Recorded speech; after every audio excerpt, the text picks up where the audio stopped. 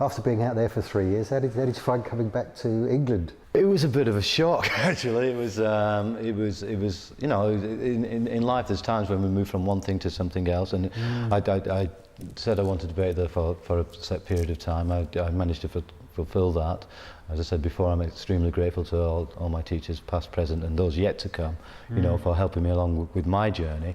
And I just felt that, okay, I've been given this opportunity, and I was asked to go and teach anyway, so it's kind of go and try and get things across. So I came back, and as I said, at first it was a culture shock. Bear in mind that over there it was like, you know, training was fairly constant all the time, all the time.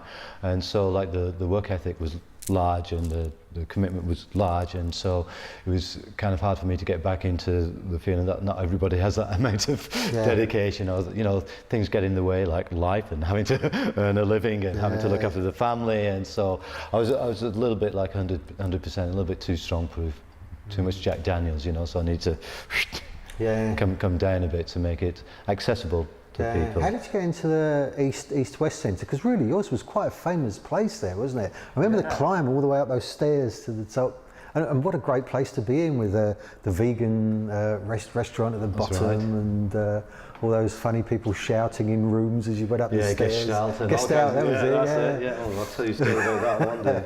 All the way up to your dojo was up on the roof. What a great place to be.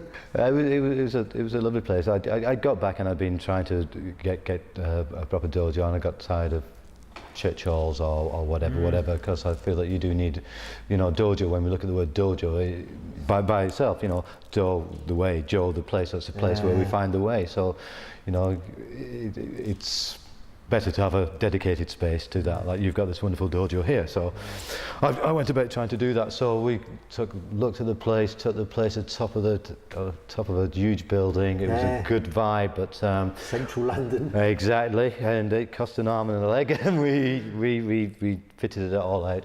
But it was a very good dojo, and there's many people who, you know, came and trained there, and we had many different. We had a lot of people. So I remember, I mean, you were doing refereeing for competition. That was a change as well, wasn't it, really? Yeah, it's kind of like, I think that's partly to do with you getting into the English Karate governing body and EKC and all that kind of thing, but also into the refereeing and the judging and stuff like that. And in those days, there was a time for it. We never really got into competition, but for a year or so, I took my students into that. Your young guys did really well in kata, I remember. Well, thank you. Yeah, they did do quite well, but it was just something we just said, this is not what we normally do. I've got a lot of respect for the exponents who dedicate themselves to the sporting side. It wasn't really where we were coming from. But to be able to compete and just have a look at that and have a taste and see it, and it was nice. Yeah. And you came in obviously affiliated to the English Karate Council. That's right. That was where you unfortunately got involved with me. That's it, and probably the best thing actually through all the years, and this isn't like a mutual appreciation society, but the only person I've found who I've been able to feel totally at ease with and share things, and it's through all our shared experiences as well. That you know, just a lot of trust, a lot of thanks, and a lot of respect for the way things have done. And yes, you got me into the political hotbed, shall we say? Thank you. And we reached a point where I was the chairman of the English Karate Council. That was the governing body of the day, and I managed to get Chris to be the secretary. And surprised, there was financial difficulties, and it meant that the English Karate Council was in debt. As usual, the athletes ended up having to pay for themselves to go to tournaments. We had to try and get money from wherever we could.